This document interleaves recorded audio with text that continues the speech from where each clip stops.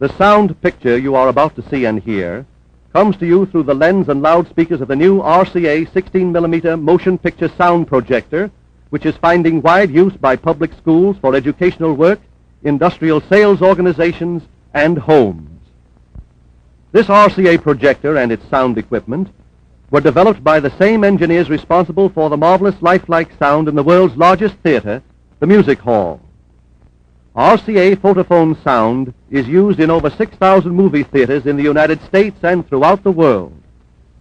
Here is an actual picture of sound photographed on film through the use of the RCA Photophone ultraviolet light recording equipment. Major movie producers in Hollywood and throughout the world use RCA recording equipment to photograph high-fidelity sound on film. Whenever you need any motion picture sound projection or recording equipment, look to RCA, the largest sound organization in the world.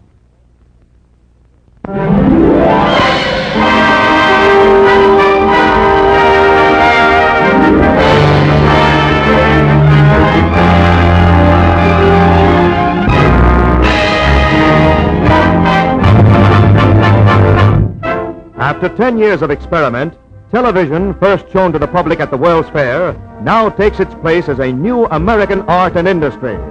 With the inauguration of regular television broadcast from NBC, one of the RCA services, set owners in metropolitan New York enjoy the novel experience of receiving pictures through the air.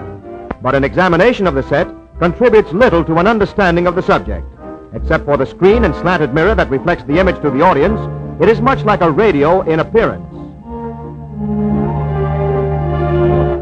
But in the RCA Victor laboratories, where television equipment has been developed, we get a better view of the tubes that have added two new words to our vocabularies: the iconoscope for the camera and the kinescope for the receiver. The iconoscope is mounted behind the lens in this crude laboratory camera. The lens focuses the image of the experimental chart upon a metal plate in the tubes, and the iconoscope turns the image into electricity. In a nearby laboratory receiver, the kinescope tube is inserted. This tube receives the electrical impulses created in the iconoscope tube and recreates the image.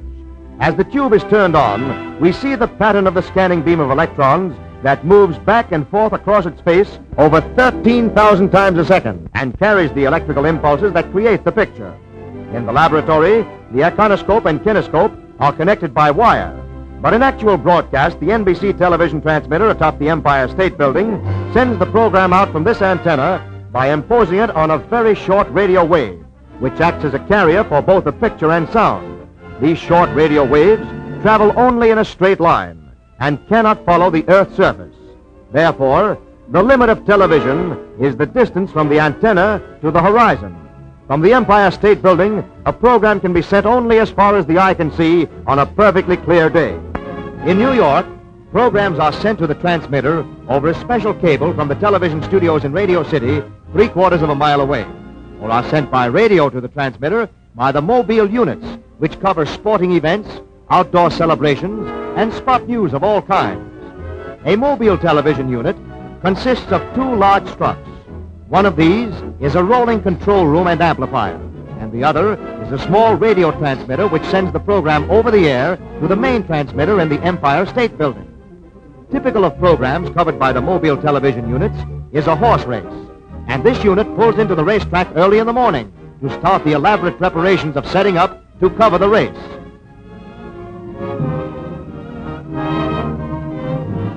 In the rear of one truck are reels of the special coaxial cable that carries the picture from the camera to the trucks. While this is dragged out, engineers raise the antenna on top of the truck from which the program will be broadcast, and the cameramen set up the portable iconoscope camera atop the grandstand. Inside the truck, the equipment is tested, and the coaxial cable is raised to the roof of the stand to connect camera and trucks. With a connection made, the camera is turned on for a test, and engineers stand by as race time approaches. Then on top of the stand, announcer Clem McCarthy takes his place beside the television camera, and the program goes on the air. Judge Hasten on the extreme outside keeps stepping out of his stall, delaying the start as the 12 thoroughbreds line up at the gate. Now they're all in there and behaving nicely. Look out, they're off.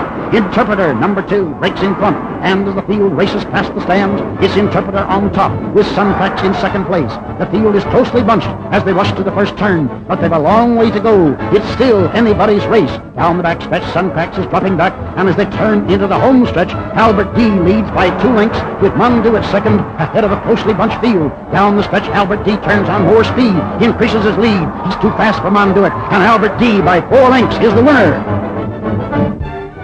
As in radio, many television programs will come from the specially equipped studios such as this one in Radio City.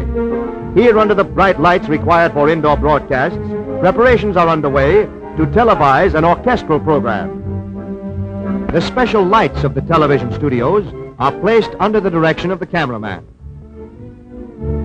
Most of these lights are suspended from the ceiling and controlled by cords, by means of which they can be raised, lowered, or turned by a technician on the floor below. In the control booth above the studio, the program director and engineers prepare for their part in the broadcast. Here the picture and sound are amplified for their trip to the transmitter, and the quality is checked on a viewing screen. Cameramen and engineers wear earphones through which they receive instructions throughout the broadcast from the director. As the first step in the program, the title camera is trained on the printed titles, and these are sent out over the air.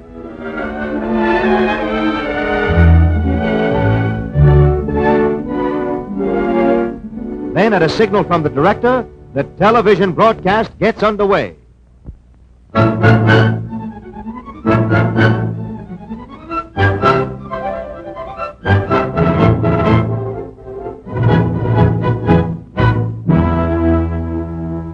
Each of the cameras used in this broadcast is making a different angle of the same scene. This long-shot camera is permanently placed to get a view of the entire orchestra. A second camera on a wheeled truck is used to make close-ups of the orchestra and its individual members, and this is rolled around the studio during the broadcast. On the screen in the control room, we see a scene made by the close-up camera. After this has run for a few seconds, the control engineer switches over to the other camera, and the scene changes to a long shot of the entire orchestra. The director manipulates the cameras to keep the scene changing and to avoid monotony, instructing the cameramen and engineers by telephone as the program progresses. All right, switch to 1.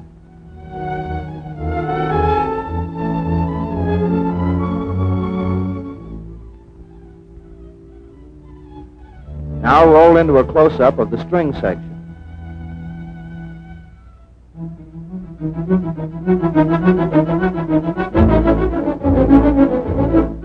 Now pan across the orchestra from the brass to the strings.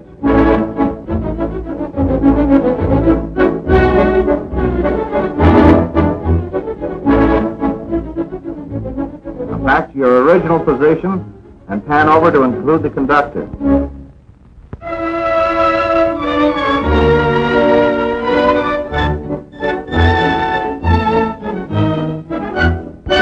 And so a new American industry has been born.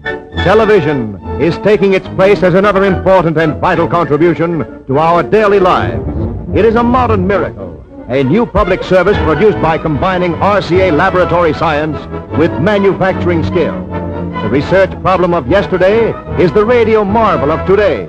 Another milestone of progress has been passed, and science has made a reality of the age-old dream of pictures from the sky.